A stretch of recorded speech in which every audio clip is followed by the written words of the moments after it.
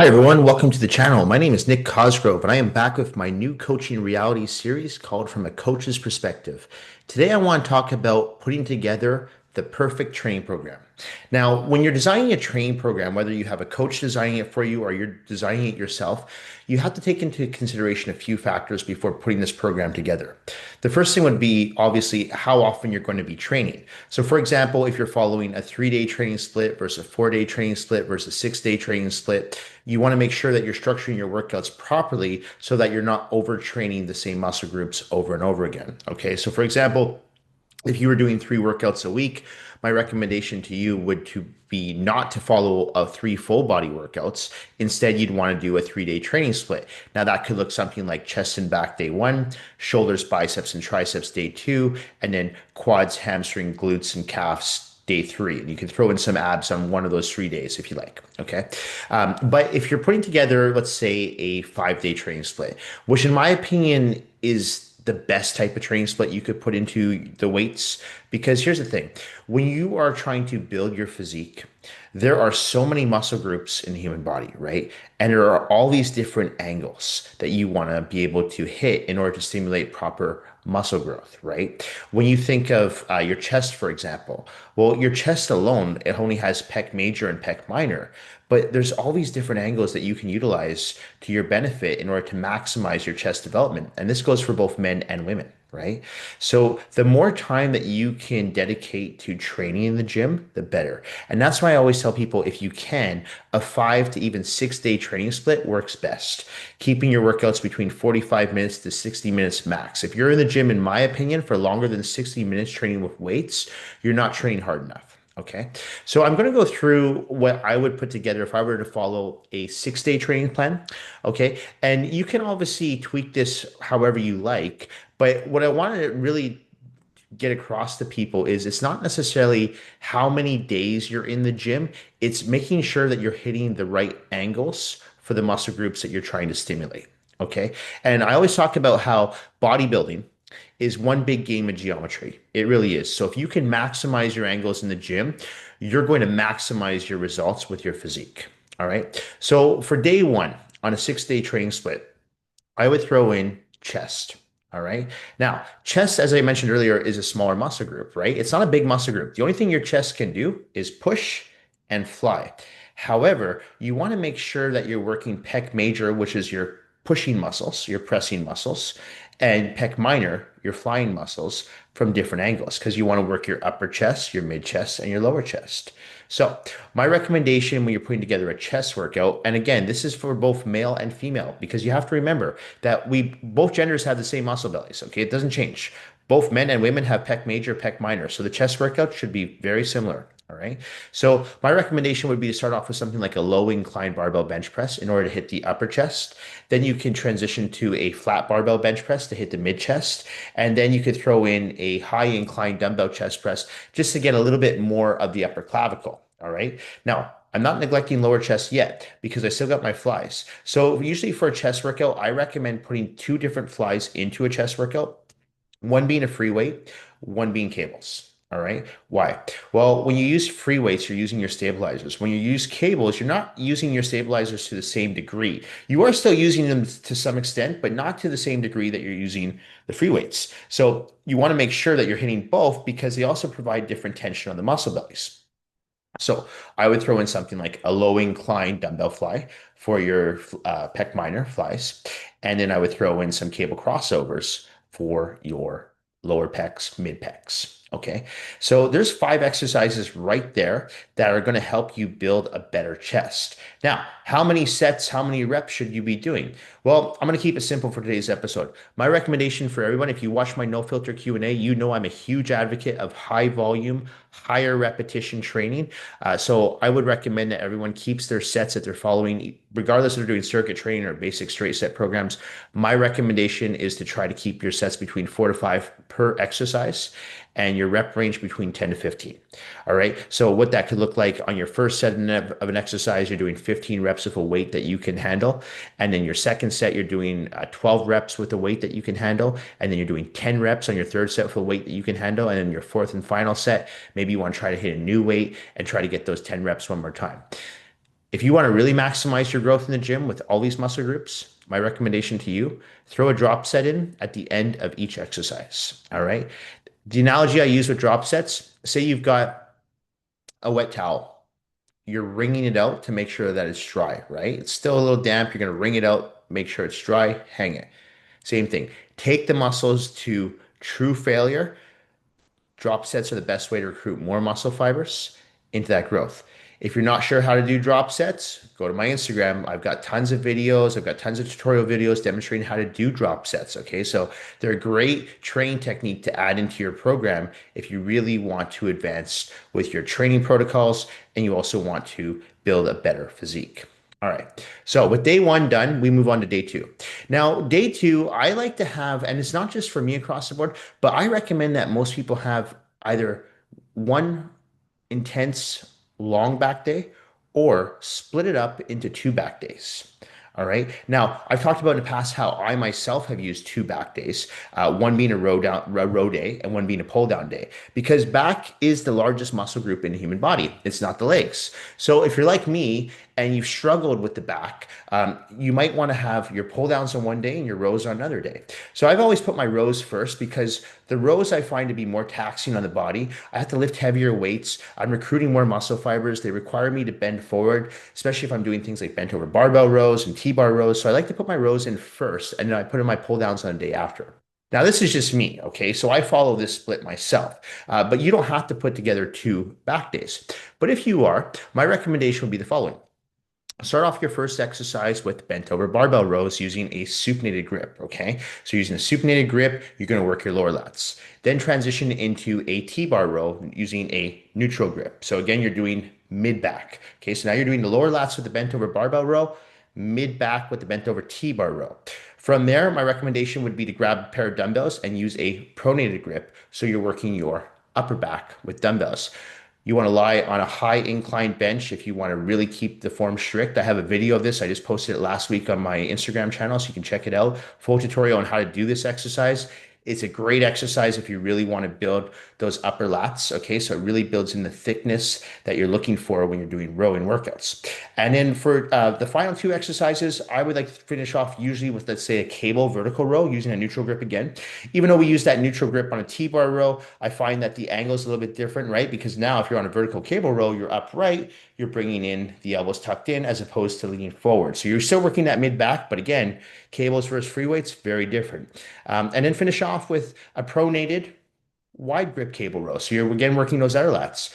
Or you could throw in a one arm dumbbell row. So right there, I'm giving you five different types of rows, six if you add in the one arm dumbbell rows.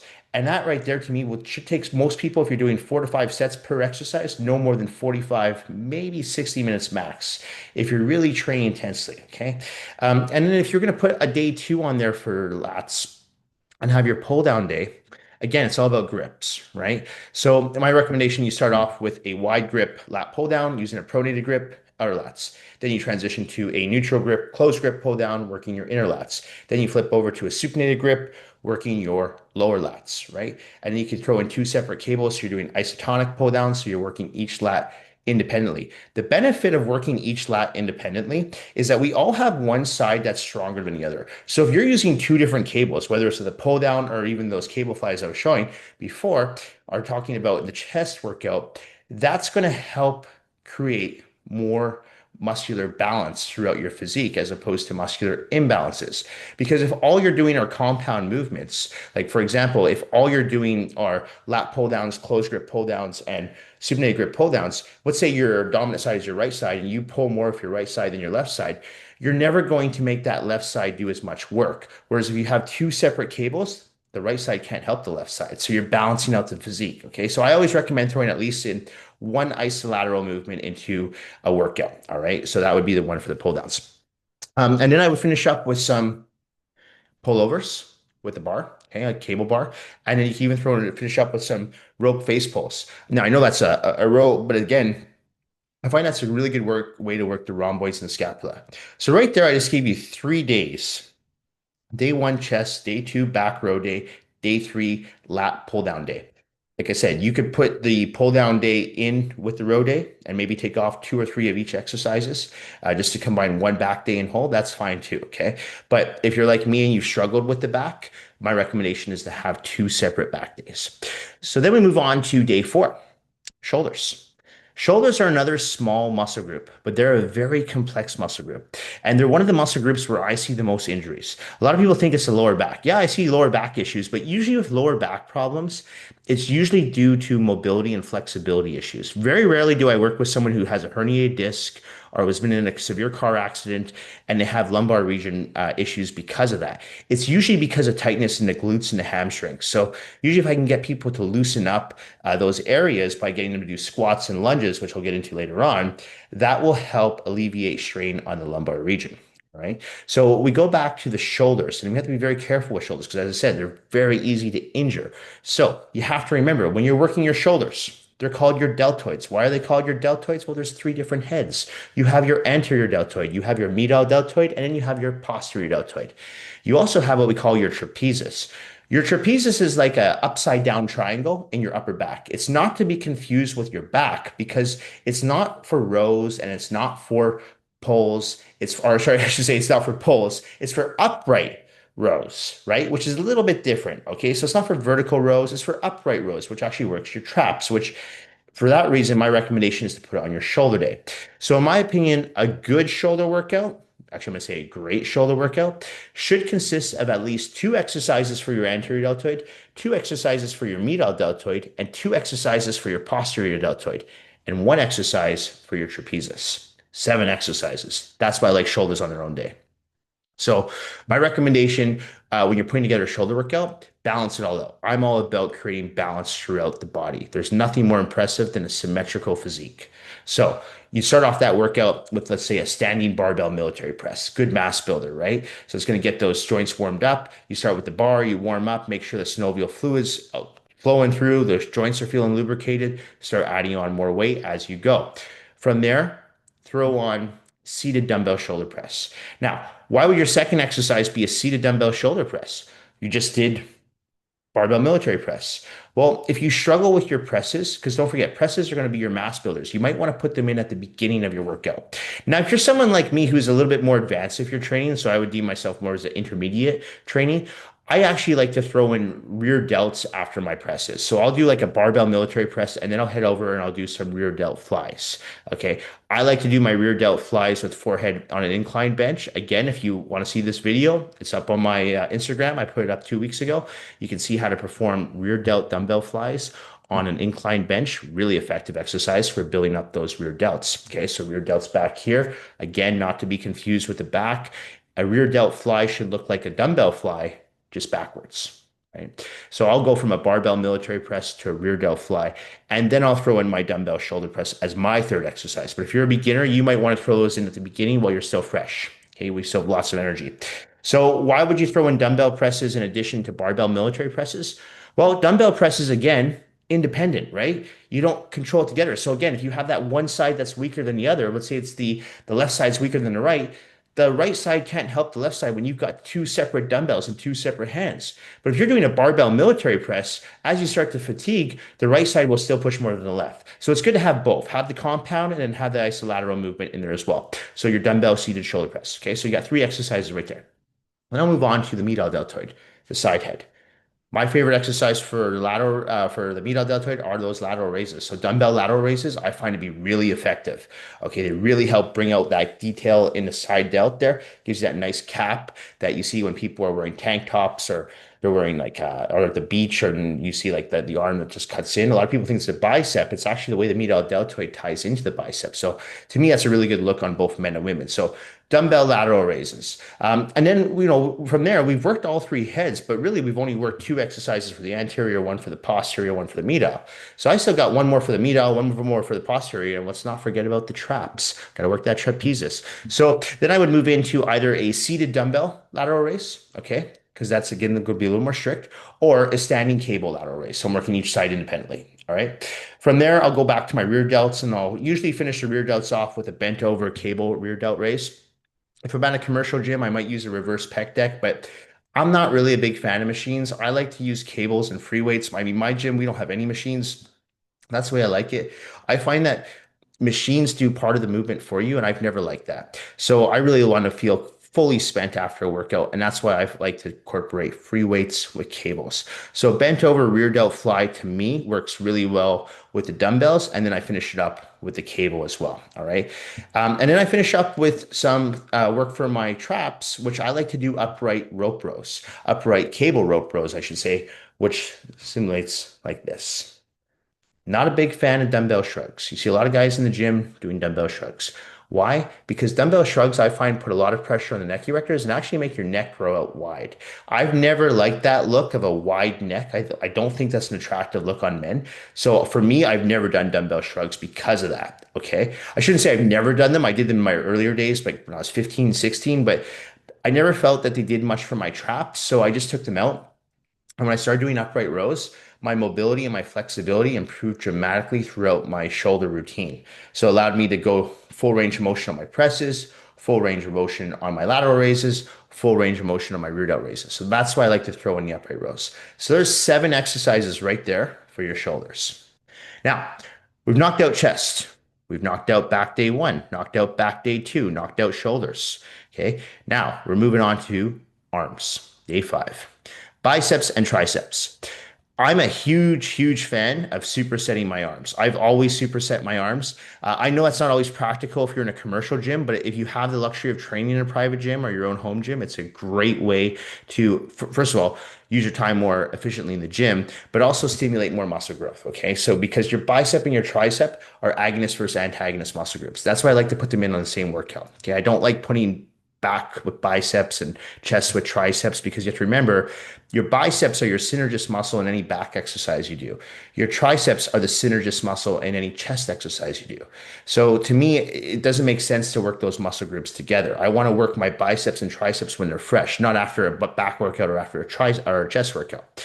So I'll work arms on their own day. So what I'll typically recommend if you're doing arms, like for a superset, you can do this any way you like, but you have to remember your biceps have 2 heads and your triceps have 3 heads. So ideally, you want to have at least 5 exercises for your arms.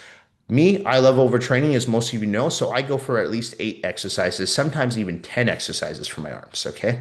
I reduce the volume a little bit. So I'll do usually 4 sets with a drop set of each exercise. For all my other muscle groups, I like to do 5 sets. Again, that's just me. You don't have to do that, but that's what I like to do during my training split. So for an arm workout, my recommendation would be the following for a superset. Start off with standing rope extensions. Okay, that's station number 1. By the way, I put up a tutorial video of how to do those on my YouTube shorts on Sunday this past week. So check that video out, how to perform tricep rope extensions correctly. And as a reminder, all of my customized training programs include online tutorial videos of how to perform each exercise correctly. It's almost like having me with you in the gym when you're doing these training programs on your own. Okay. So just keep that in mind if you are looking to put together a training program and you need some help. All my training programs do include tutorial videos. So going back to the arm workout, standing rope extensions for station number 1, and I like to superset that off with easy bar curls. All right. Easy bar, for those that don't know, it's EZ, not easy, EZ. EZ bar, we call it an easy bar. It's kind of like a cambered bar, looks like a W or an M, depending on which way you place it. But it's really good for getting in the peak of the bicep, okay? Also known as the brachialis. So that'd be my first superset. Usually knock out 4 sets of each with a drop set. So 10 sets, and I move on to my next superset. What I would typically do then with a client is, if this client is following a 5-6 day training split and they're doing arms on their own day, I'll typically throw in a narrow bar press down, work the back head of the tricep, and I'll throw that in with barbell curl. I got to remember, barbell curl is straight. So it puts a little bit of tension, a little bit different type of tension on the long head of the bicep. And we're working the back head of the tricep with the narrow bar. The rope works the side head of the triceps. Now I've worked 2 heads of the tricep, I've worked 2 heads of the bicep. Then I'll move on to a V-bar press down, which works more of the back head again, but also gets a little bit of the sides. It's like a 2-in-1. So I really like using that V-bar cable press downs. I've demonstrated that on both my Instagram and YouTube channel before. I really like that piece of equipment. It's a great attachment. If your gym doesn't have one, my recommendation, pick one up and just buy it for yourself, get it on Amazon and just bring it with you for your arm days. It's a great attachment to get the outer head and the inner head of the tricep, and also the back head. So it's almost like a 3-in-1. And I'll combine that with seated dumbbell curls. When I do my seated dumbbell curls, though, I like to just do them up to chest level and really get a good contraction in the brachialis, as opposed to what you see a lot of people do, which is pull up like this. Well, when you do that, you're using your shoulder. So you keep your elbow back, keep all that pressure on the brachialis. So that's my third superset. So I've already knocked out 6 exercises.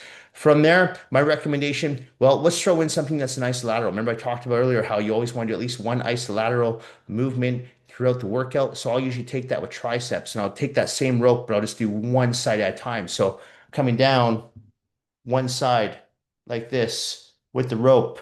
I'll do that 15 reps one side, 15 reps the other side.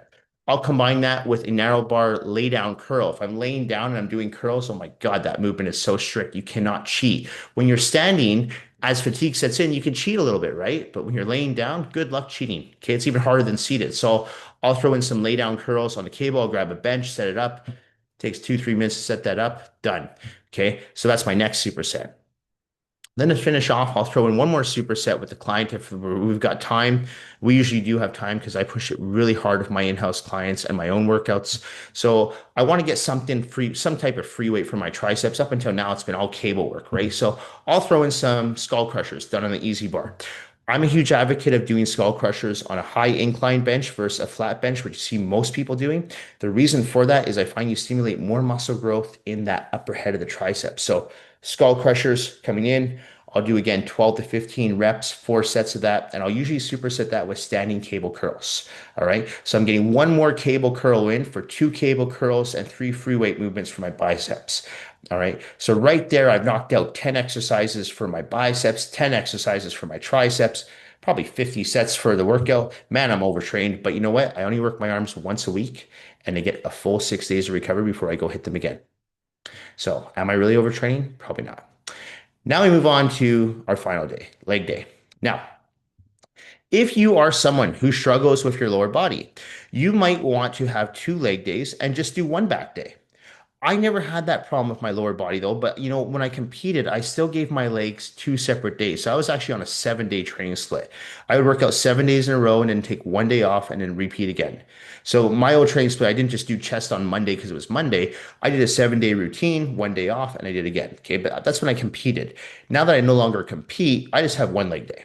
All right. Now I'm going to give you an idea of what 2 leg days could look like versus one. So if you're someone who's going to put 2 leg days together, you have to remember that you have what we call your quadriceps, the front of the legs, your hamstrings, the back of the legs, your glutes, also known as your ass, and your calves. Okay. So my recommendation, if you're putting together 2 separate leg days, have one day that's dedicated to your quads and another day that's dedicated to your hamstrings, glutes, and calves. All right.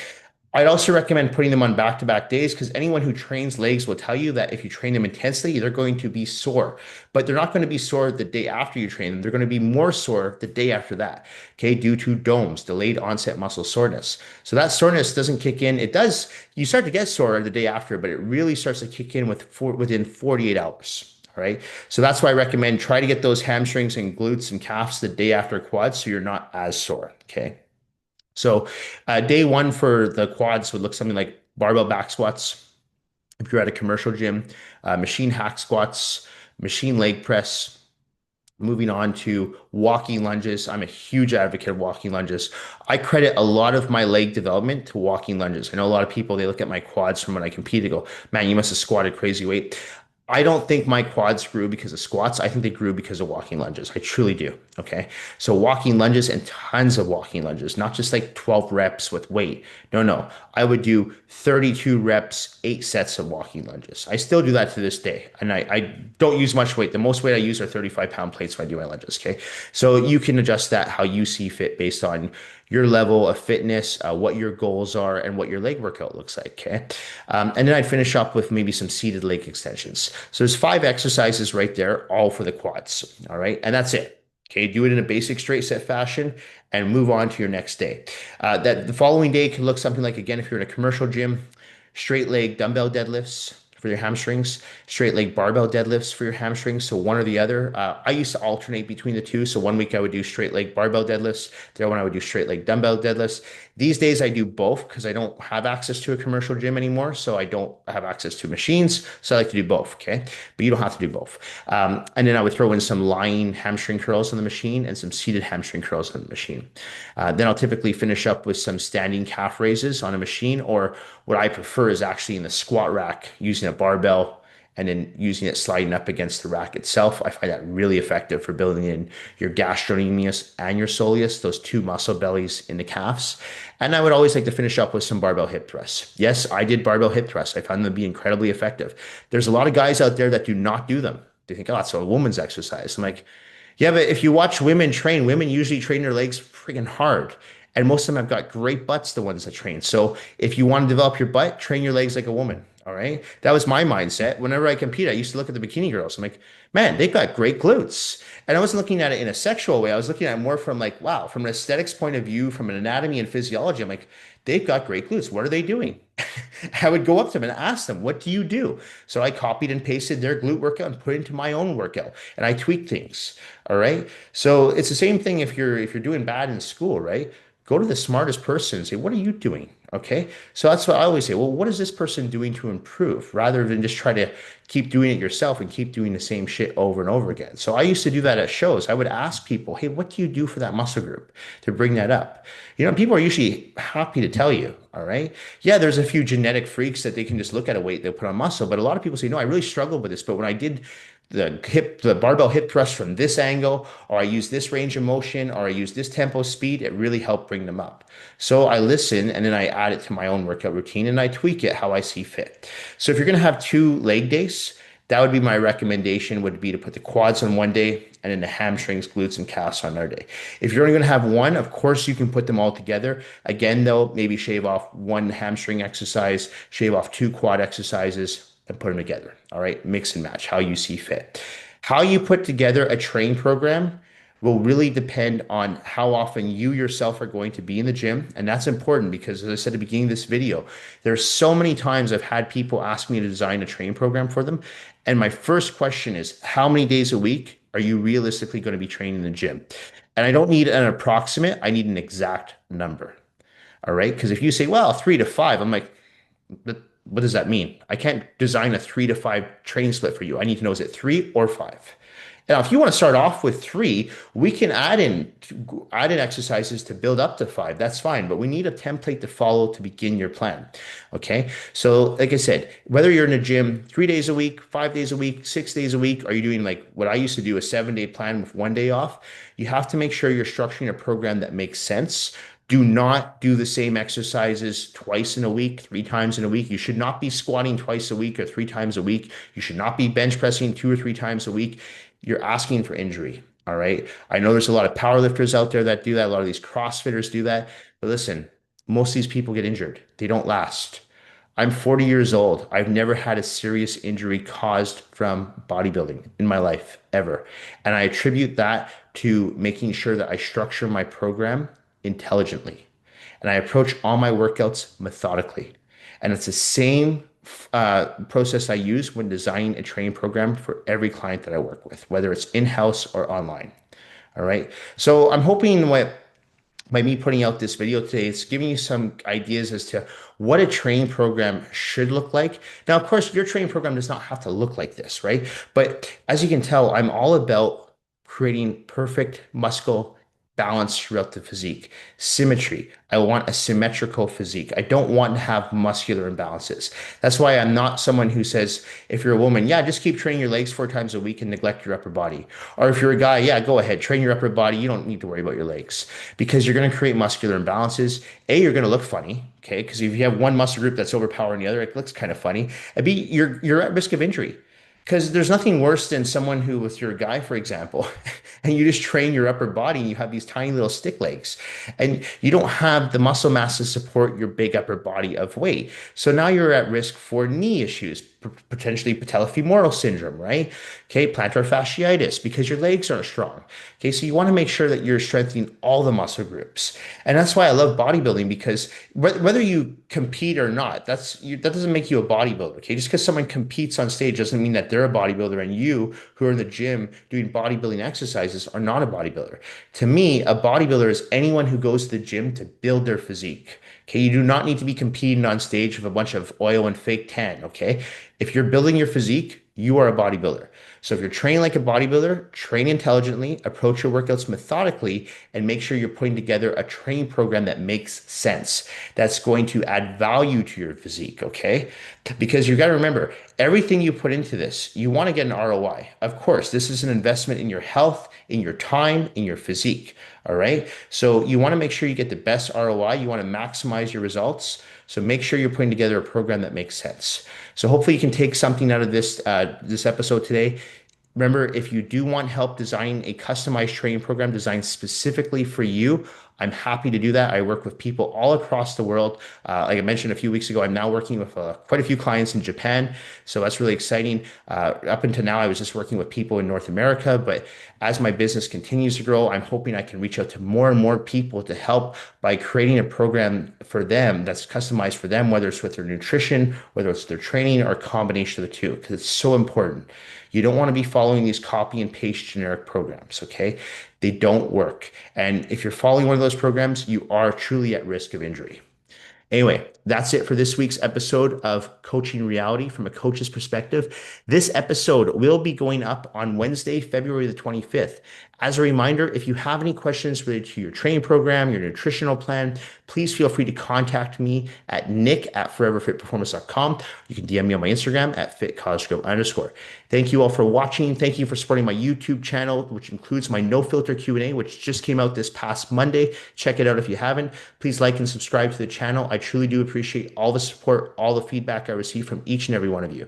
Thank you all again, and I will see you all next week. Bye for now.